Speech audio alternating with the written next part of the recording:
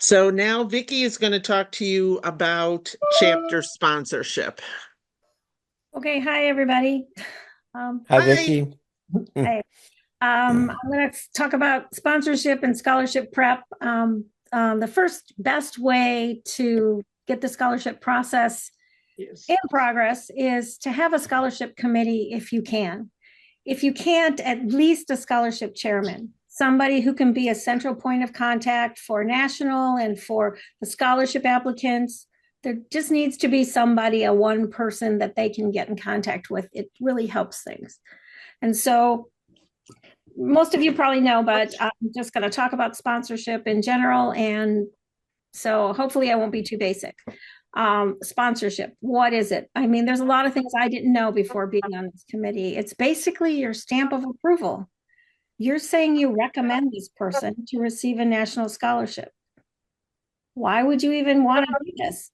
Well, that's because these applications for sponsored applicants are reviewed first before the non-sponsored ones. And now you have a chance to add a recommendation to that application so that when it's looked at, they can read your recommendation and it will help.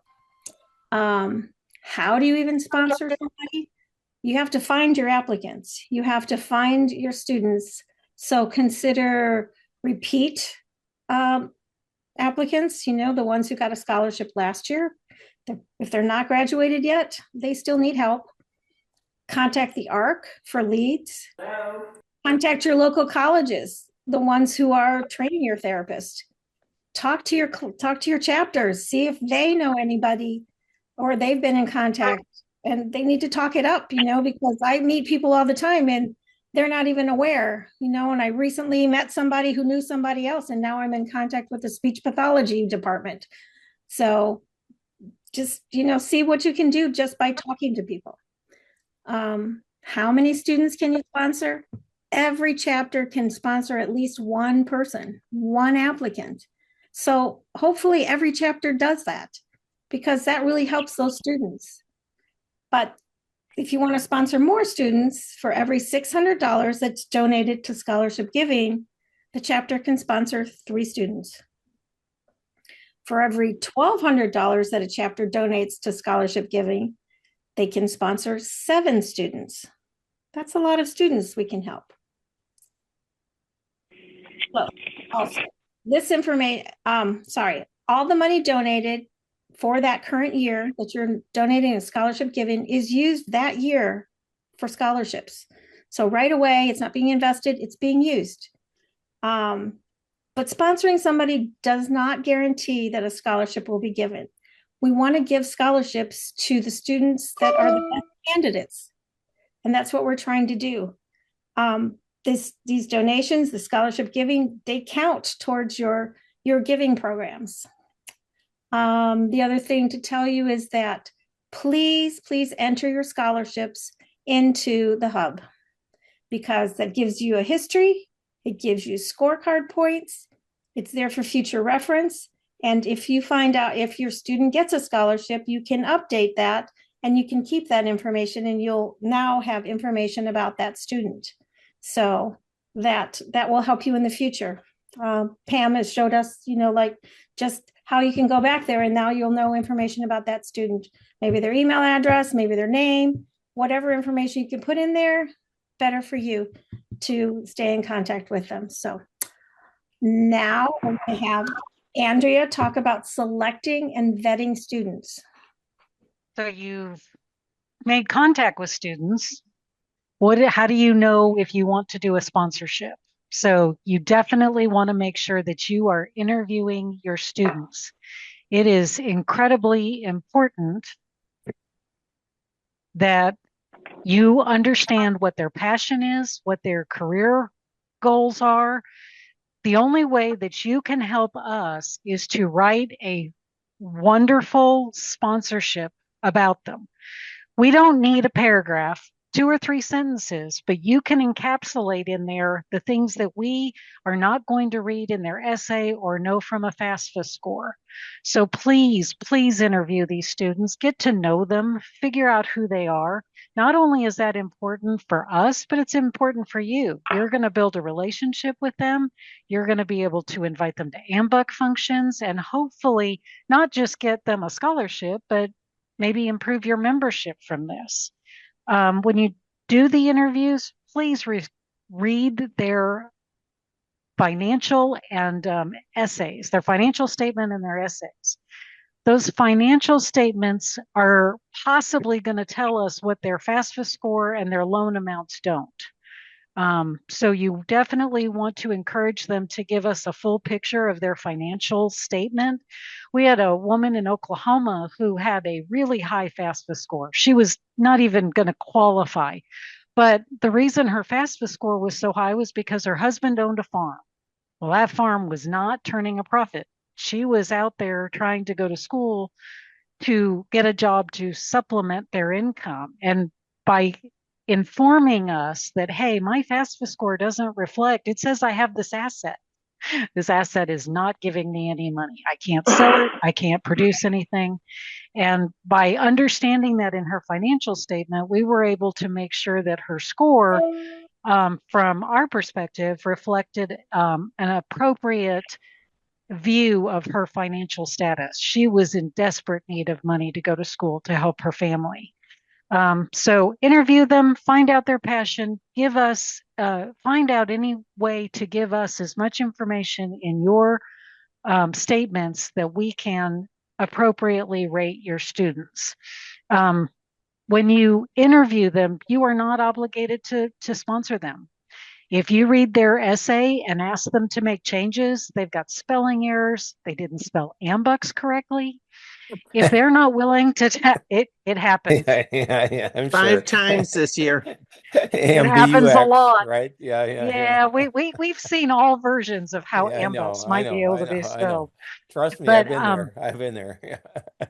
if they're not willing to go in and change their essays, don't sponsor them. That's okay. You want to make sure that you're using your sponsorships on students who truly want to be a part of the program and truly they are willing to take the time to vet their essays. And so you want to make sure that you are selecting the best students, and that's how you're going to do that. So, like I said, just because you interview them, you do not have to sponsor them, but please get out there, interview, sponsor.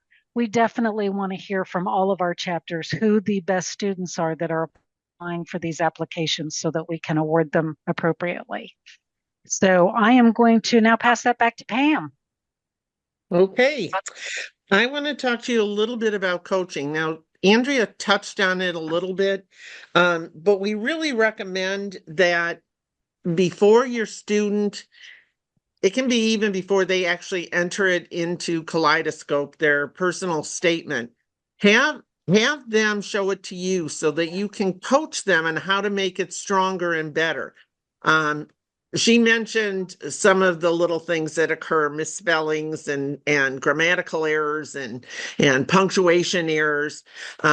We had one this year that had no punctuation whatsoever. One long page of words, not even paragraphs. So it was just from the top left corner to the bottom right corner. It was just a group of words. That makes it very difficult when you're reading 1,800 up to 1,800 applications. It's very difficult to have a bunch that look like that. So when you're coaching, make sure you're talking about not only the way it is presented on the page, make sure that they're not just giving you that they want to be a therapist. We don't need to know what a therapist does. We know that already. So if their personal statement says, I want to be the best therapist ever, and this is what a therapist does, we know all that. That as soon as we get that at the beginning of reading that statement, we're going to skip to the next section of it because we know that information. We want to know about the students. So if you can get them to give you the statement prior to entering it into Kaleidoscope, They have until April 1st. No, yeah, till April 1st. Changes can be made to it. So if they put it in Kaleidoscope and they talk to you about it and there's changes, they can still go in and make changes up until that point. After that, it can't be changed. So have that conversation. And when you interview these students, set some expectations that you're going to expect to see this information from them beforehand. Tell them you want to see their statements. Set those expectations so they know that they need to do that before they just submit that application. Pardon me? I think it's just background noise. I think it was Keep going. background. Okay. Let's see. Make sure the financial statement, as Andrea said, provides a complete picture of all their obligations. If they have family, if they have childcare, they have to take care of. If their spouse is not employed because they're also a student or for some other reason, all of that information is really important to us. We want to see some character within that too. Maybe they have a story to tell as to what inspired them to go for to become a physical therapist. All that kind of information is going to be much more beneficial to us than them telling us they want to be a therapist. Stacy's going to tell you a little bit more detail about writing a chapter recommendation. Stacy, did we get your face on here? No, she's currently muted. Oh. Who's muting and unmuting people? Okay, I just unmuted myself, Oh, but okay. There we good. go. was You're okay. good. All right. So the chapter chairperson of the for the scholarship committee is going to have to write a short statement of recommendation in Kaleidoscope. And so just I wanted to talk a little bit about what that needs to include. It is short, 3 to 4 sentences. It's not a lot. One paragraph, and it needs to be your impression of the student from your interview of the student, and not a rewrite of what's in their written statement. If the chairperson personally knows the student, then that's an opportunity to really talk about the strengths of the student and what you personally know about the student. Anything that you can say about their work ethic, their commitment to community service, charity work, their career aspirations, anything that will help the committee to know that this person is a good candidate for a scholarship. That will help us because it's additional information that we don't already have on their statement. Hopefully, that's the idea anyway. And the more personalized you can make it, the better.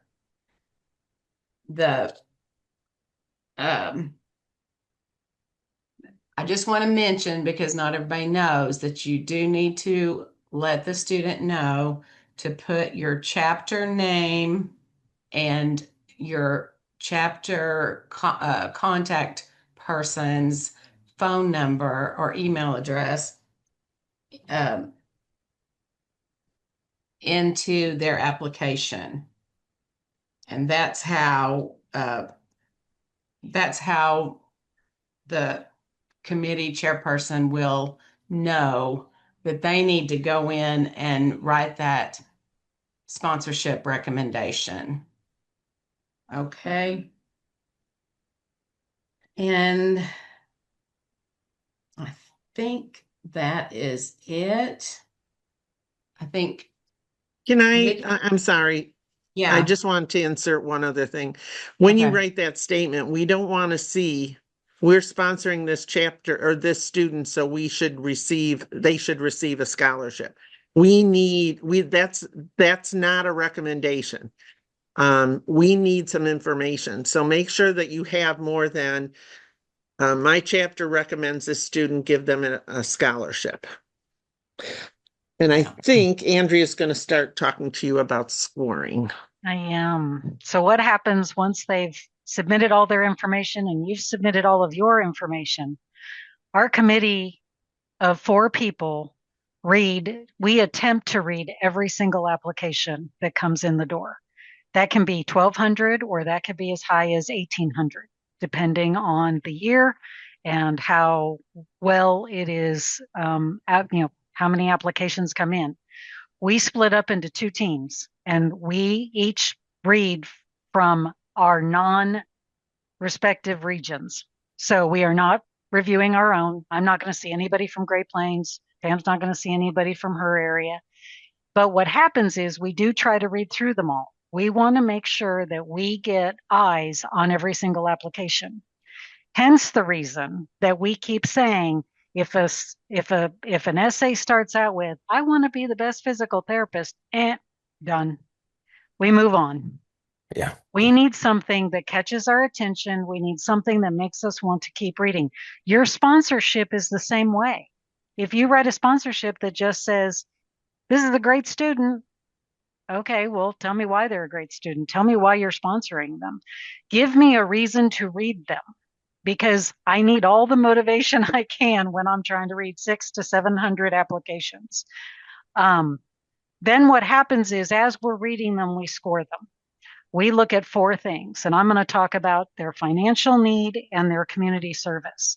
So when they're writing their essay, I'm going to look at what their financial status is. I'm going to figure out what their FAFSA is and what their loan amount is. Some students choose to go to schools. They might have $300,000 in debt, but somebody might only have $1,000 in debt. But that doesn't necessarily mean that the $300,000 person deserves a scholarship over the $1,000. What we do is we look at how they got to school, where they're going to school, where they came from.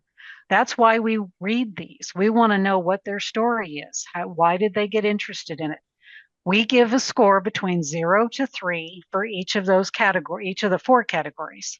On financial, we start with the basis of what their FAFSA and what their loan amounts are, but then we look at it. What are their extenuating circumstances?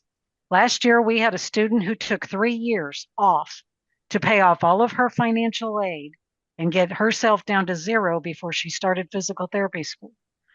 Well, she deserves a little bit of a credit for that. She prolonged her career. She's not going to be making money for an additional 3 years. So our scoring, while it might seem very simple, 0 to 3, we do take all kinds of things into consideration when we are looking at that.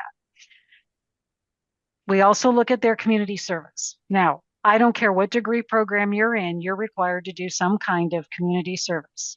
So if we see the community service is strictly just physical therapy schools or something like that that's required within their degree program, that's great. They start out with the minimum score. We are looking for those people who are just like us. They're out there helping everybody. They're not just worried about what they need to do in order to get their degree. We're looking for those people who actually care about their community, want to give back, want to make sure that other people are benefiting from what they have to give. So the higher the community service and commitment, the higher the score they're going to receive. Now, every application gets 2 eyes on it. Like I said, we do pairs. So once I've scored and whoever I'm paired with, and that person scores, then we have a complete list of a certain amount of scores that we are to combine from 0 to 24. So I'm going to let Pam talk a little bit more about the other 2 scoring considerations before we get into the true awarding.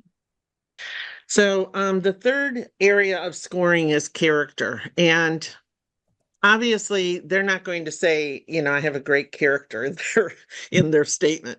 But based on reading that statement and seeing things like I have a little brother who had to have physical therapy, and going to hit with him to physical therapy really inspired me. I really enjoyed watching what the therapist did, blah, blah, blah, blah, blah.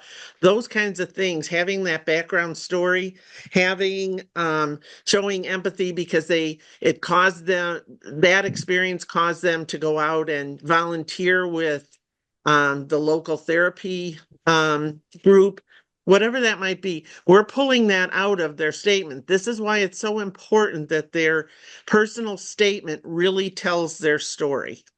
Things that can sometimes a family member or a friend that had a disability that helped them pick this chosen path, and that's what we're going to look for.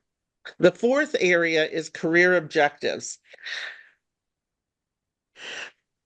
Going back to what Andrea and I have mentioned a couple times, saying they want to be a physical therapist is not what we're looking for when it comes to career objective. We know that because otherwise they wouldn't be applying for the scholarship. So what we're looking for is maybe they go to school in, I don't know, they go to school somewhere that's more metropolitan, but they're from a very underserved area. And what their career goal is to go home after school and open their own practice and serve that underserved community. Now, this is just one example, but there's many other examples that could be given. But that's what we're looking for career objective. We want something very specific. National policy is to get therapists in all areas of the nation. So especially those areas that are less populated and are underserved. So when we're looking at those career objectives, we want to see that that's the kind of thing that they're looking to do. Sometimes what'll help bump that score up is if they want to serve that underserved and they have a real plan for what to do with that. They want to return home. They want to serve that. Additionally, the committee's going to look at other information. Do they have personal experience? Did they spell AMBUCS as we talked about the whole grammar thing? We're also going to be looking for, they couldn't apply, well, we're going to be looking for other examples and community service that they've done, and any student that has already been volunteering with AMBUCS that's going to stand out to us.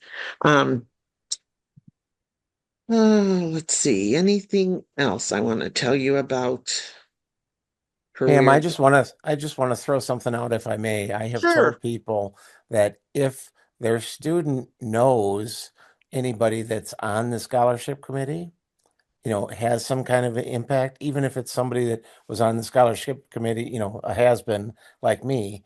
I mean, there's not that many, there's only 4 of us on the committee at any time.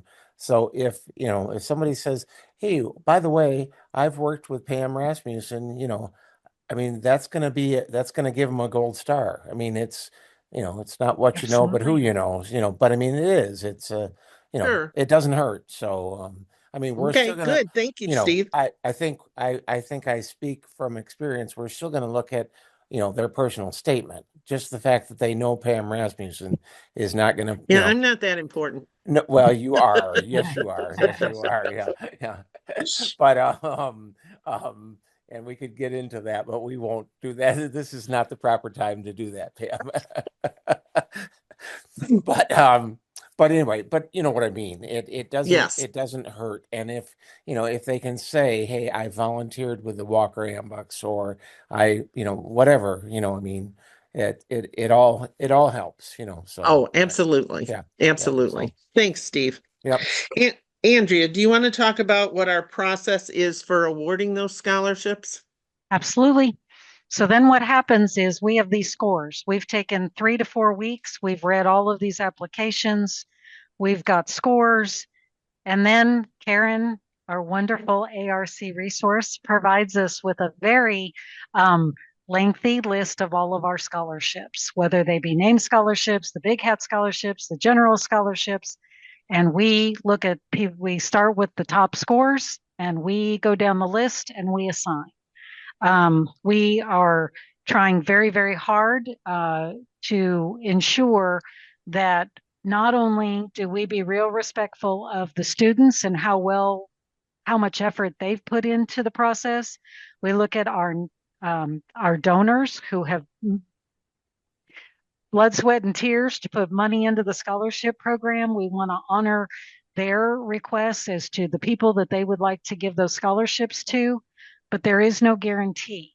Scores matter.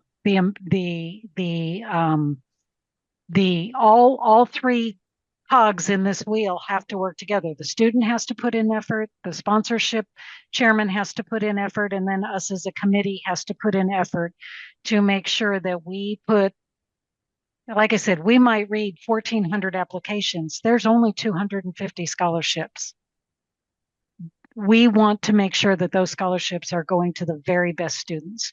We want to reward the people with the best profiles to make sure that we are investing in the best opportunities for the future. Hopefully these people are going to come and invest in AMBUCS. Hopefully these people are going to go out to their communities and serve the way that we in our like mind. So that's we're trying very, very hard to make sure that we're respectful to all three parties in this situation. So that's what we do. We take a day and we all get together and we fight it out and fight for the people that we think are the best. And we give out the scholarships, and then we send that back to ARC for them to do publishing in July. So Vicki, you want to wrap us up? Before Vicki does the wrap up, there was a Okay. question asking what Kaleidoscope is. And we've all mentioned it at least once, and we didn't go into it. Now, when we did the training in December for the scholarship chairs, we did talk about Kaleidoscope and the hub. So before you start that, Vicki, I just want to go over Kaleidoscope is where the students, they're going through our website, but the information is being stored in Kaleidoscope. Once their application in April 1st has passed, the sponsors will get an email where they will have to go into Kaleidoscope to enter their statement, that recommendation statement that we talked about earlier. Then once that closes on May 15th, then the committee goes into Kaleidoscope and opens up every one of those applications. We open up the student, we have to switch between certain pages in order to get all the information we need, and then we score them within that that software. And the total from that gets transferred over to the Google Doc when we award the scholarships. Okay. Yeah, Kaleidoscope is a software that manages. I mean, it is a service that anyone who's managing any type of endowment scholarship program can use. When you get in there, you can see every scholarship out there in the world, and it's an amazing program that has served us well. Mm-hmm. All right. Sorry to have held you up, Vicki, but if you want to go ahead and do your last the wrap up of the scholarship season. No problem, no problem. That's very necessary for everybody to know what we're doing and how we're doing it. So when everything's been reviewed and all the decisions have been made, it's time to wrap up your scholarship season and ours. And here's some things you might consider. Number one, you're going to get a scholarship announcement. It's going to say probably in July, and it's going to say, go out to the hub and check and see if any of the folks that you sponsored have received a scholarship. When you get that notification, you can click on whatever link they've given you, and you should be able to see that. Now it's time for you to contact your student to let them know that they received an award and how much they received, and indicate to them that the check will be sent directly to their school. We don't send the check to them. We send the check to their school to help pay for their schooling. If your chapter is able, you might consider offering those same students a local scholarship, because yes, they will have received some money from national, but if you have some additional monies and these are really good candidates, help them too. So, it might be $1,000. Every little bit helps. As when I was going to college, any little bit, it helped. It helped me not to have to pay it back. So consider that if you can. Maintain contact with these students. Get their contact information when you're doing the interviews, their home and school, because you might get their school information, but if you don't have their home information during the summers and when they're not there, you won't have any way to contact them. Send them links to your social media. Send them your newsletters, invite them to your functions, your socials, your fundraisers, your community events. See if they'll volunteer to help you, so they can get to know AMBUCS in case they don't. Something we're serving the same population. Encourage them to, after they've come to a few things, see if they want to be AMBUC members. We need younger people, all of us in our chapters, to carry on the things that we're doing. So, we're done. The more we can keep in contact with them and just help them out, the better it is for them and us. So hopefully we'll do that. I didn't think about that in the past before I was part of all this, but yeah, we lost contact with a lot of people that we could have kept contact with. And now we will do it differently here. So now, if there are any questions, we're ready to take them. Yeah, you should also go out to the hub. There is a scholarship tip sheet. There is a what else? I think Jessica, are you on here She is. somewhere? She was. She's Yeah. there. She's here. I'm here. Jessica, are you gonna, or Karen, either one of you, are you going to send them a link to the tip sheet? Hey, it's Karen. It'll be posted in the hub. Okay. Yeah. All right. So you can go out, and this has almost everything we talked about tonight in that tip sheet. It also tells you how to enter things into Kaleidoscope and how to enter your scholarship students into the hub so that you have them for points for awards as well as future contact. Yes, Gordon? Either Pam or Andrea, quite possibly Jessica. Ken posted a question in the chat if one of you three want to take that on. I don't see it. Oh, since most therapy programs are now beginning in late May or early June, what is the outlook on changing the timing of awards?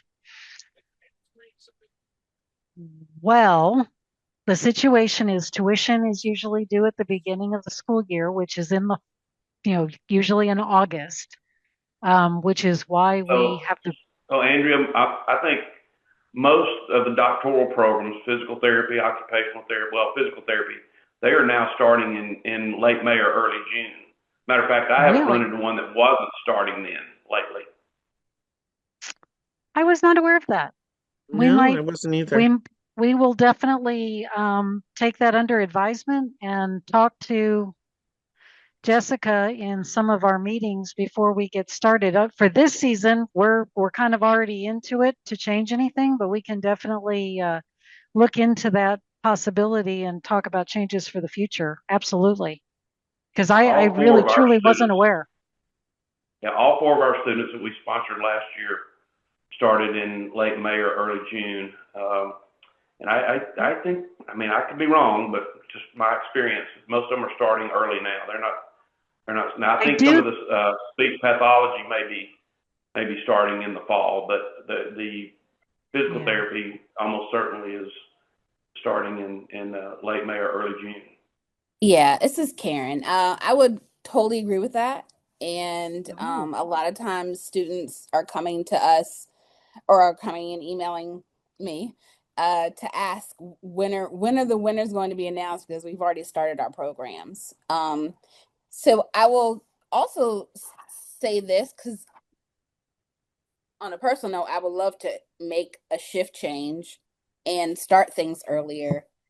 That would also require chapters to start their processes earlier as well. So everyone will have to shift. So it'll definitely be a change, but I hopefully don't know that.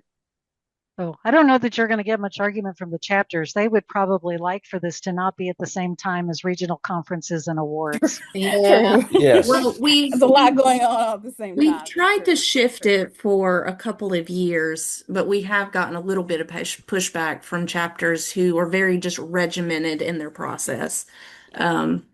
Everybody's so used to always doing it this month, and we're going to collect everything this month, and we're going to do it this month. So if we can get ahead of it, though, I think that would certainly benefit the students.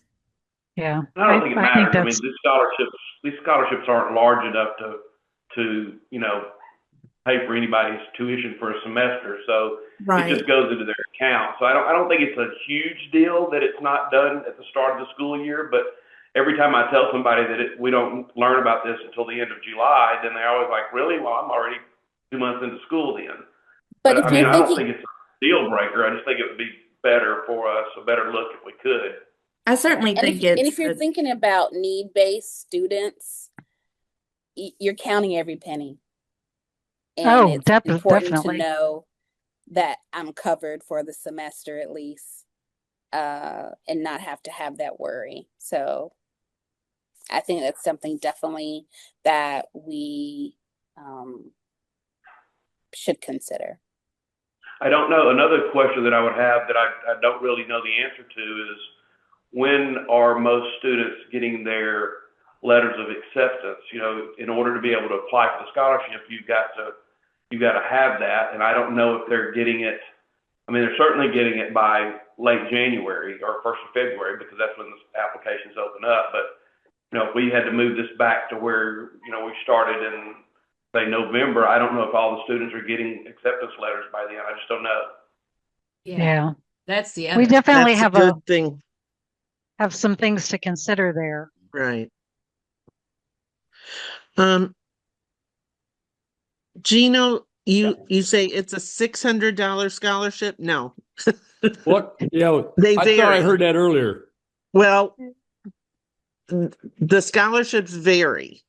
In addition to our name scholarships that can be, those are for the most part 800 and up. to 16 or 1700, depending Right. on how the name scholarship is designed. Correct. So there's the name scholarships can be that amount. Then we have the money that comes in under William L. White, but is not part of a name scholarship. That money is one amount. There's some big hat money and there's some general money. And those I believe are $650 and No, I thought it was $675 for one of them. I had that no, it's open been earlier. since last June. Now I don't I remember. just kind of wanted you guys to tell the group about the different layers of scholarships, because I heard the comment 600 earlier, so I just kind of wanted to clarify that. Yeah. And No, then I think there is 650 definitely is the lowest. there's like 6 levels. Yeah. And now we do know that 600 sometimes doesn't cover the cost of a book, but we have talked to students though. In 2 different surveys that we've done, we've talked to students about, hey, would you prefer less scholarships and more money, or would you prefer the way that we're doing it, which is trying to spread it a little bit more? And most of these students, being like we are, no, all of us need money. So please give your money to as many students as possible, which is kind of you would think would be kind of a surprising response, but most of these students agree that what we contribute to them is helpful. They like it, and they like knowing that the other students that they're going to school with could potentially get these scholarships as well. And Andrea and Vicky, I got to say, Rick Sanders, he's at least on the call. He doesn't have his camera on, but I got to give him a little shout out. What we do in Illinois, I know, Andrea, you've been there. At the Illinois State Fair, we give an Amtrak giveaway. There's 15, 20 Amtraks are given away. And then Rick's always made sure that the college recipients of the scholarships, both Yep. the national and our Springfield, we give 20 some $1,000 away every year. And we give that to the students. We make them get up in front of the crowd. We put them up on stage with all these Amtraks around them. And it's really cool. Yeah. You can feel it in the crowd. It's awesome event. Well, in my chapter, we're really small and we don't have a lot of money, but we make sure that we find a way for everybody that we sponsor. And we usually try to sponsor between 6 to 10 students. We make sure that if they don't get a national award, they get a chapter award. And those kids come and we make sure that they come and share their story and talk to us a little bit about what they're doing. And, again, making that connection, trying to get those kids in. And even if they're speech therapy, the Amtrak you wouldn't think would be a fit, but we've had speech pathologists come and tell us, no, no, no, no, no. If you can get a kid laughing, you can get them talking. And put them on an Amtrak and they laugh, that's half the battle for them. So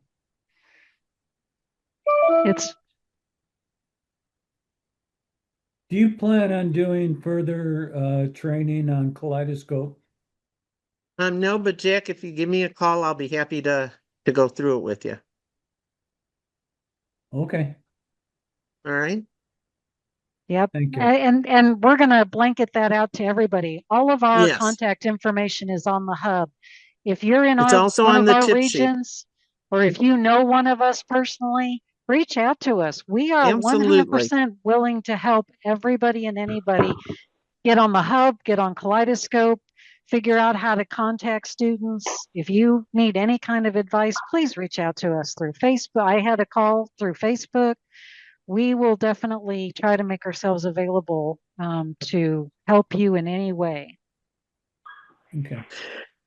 And that tip sheet I talked about shows the screenshots of what the email looks like. That gives you notice that you can go in and enter your recommendations and the steps to get to the screen to enter your recommendations. And what I would recommend for you as well as your students, put it in Word first and they're going to have a PDF format for their personal statement. So have them type it out in Word. You two get together, talk about, the chairman or the committee and the students should get together, go through those statements. Once it's in its final format and everything's spelled right and everything, it's really telling a story about that student, then turn it into PDF and have them uploaded to Kaleidoscope. For you and your recommendation, once you get that email and you go into Kaleidoscope, you're going to go to that window, and I have the steps right there on that tip sheet, how to get to that window. You can copy it out of Word and paste it into Kaleidoscope. You don't have to retype it again in Kaleidoscope. Yep. So just if you can type it out in Word, you can paste it into Kaleidoscope. It's a real simple process. You can even use Notepad. Don't even have to have Microsoft to do that. So David asked a question about when dollars of program giving is posted. I believe that comes out, the bills come out February 1st, right? Jess, Karen? So the goal is based off of the membership ending on February 28th. And so we would send you a report of what the goal is based on your membership and then what giving has been given as a result of around mid-March. But there is a report in the hub currently under the national reports page and then program giving that will kind of give you an account of giving credit that you have to date. So if you kind of know where your membership might fall, you can probably bank on what your giving goal will end up being based on the dollars that are already accounted for there. And of course, Dave, you are more than welcome to reach out to us and we can help you with that in advance of mid-March. Any more questions? So. Hey, Terry. Hi, I asked one. I'm just curious, are we able to help any of these students with other scholarship opportunities? Meaning what? Like the Rotary or the Kiwanis or any other group that offers opportunities and scholarships for therapists that we serve. Most of these students have very good investigative skills. Okay. They know where they can try to get funds from and there's a lot of search capabilities out there, colleges that ensure that they are guiding anyone with financial aid issues as to where they can go to get these. UCO is the school we work with.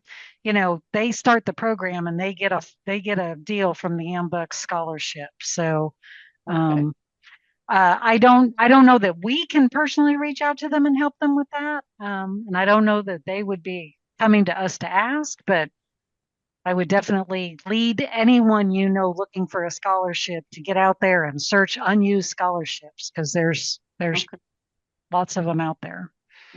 Andrea touched earlier about Kaleidoscope being a resource of like all types of scholarships. Once those students are registered on Kaleidoscope, they can search for all types of scholarships.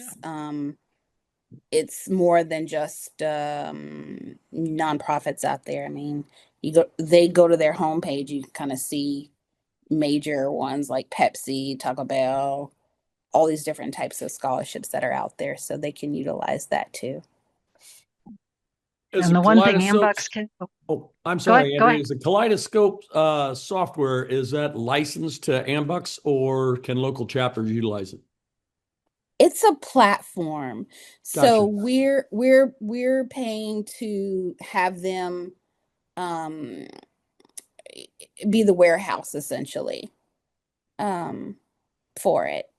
But Gino, if you've got kids out there that are sponsoring and they apply for the AMBUCS scholarship, you can use that absolutely for your own. You can have people apply for the AMBUCS scholarship if you don't think they're going to get a national award. You can definitely try to give them chapter awards. Absolutely. I know that Rick's kind of put together his own format and setup, and it's gorgeous, Yeah. but I was just wondering if this might be an electronic tool that he could utilize. It might have a cost associated. So. But the one thing AMBUCS can tout is we are the largest private funder of scholarships to any type of therapy student. So what's really nice is that everybody is looking to AMBUCS that is getting into the therapy world. So that's, from the scholarship perspective, I'm pretty proud of it.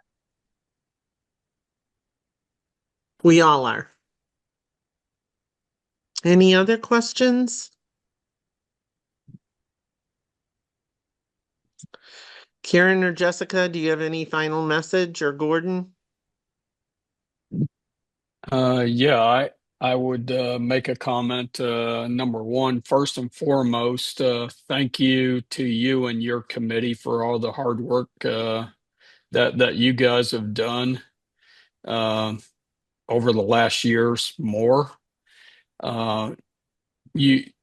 What I said to you guys a couple of months ago, you are one of the hardest working committees in AMBUCS, and I think what you guys do, what you ladies do, is very much appreciated.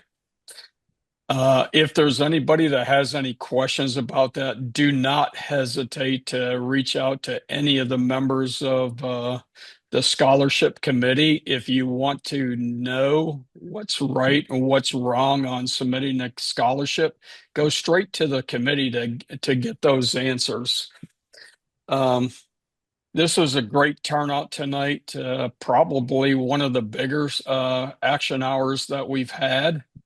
I see a lot of people here that do the scholarships within their chapters. So it's really great to see so many of you on here tonight.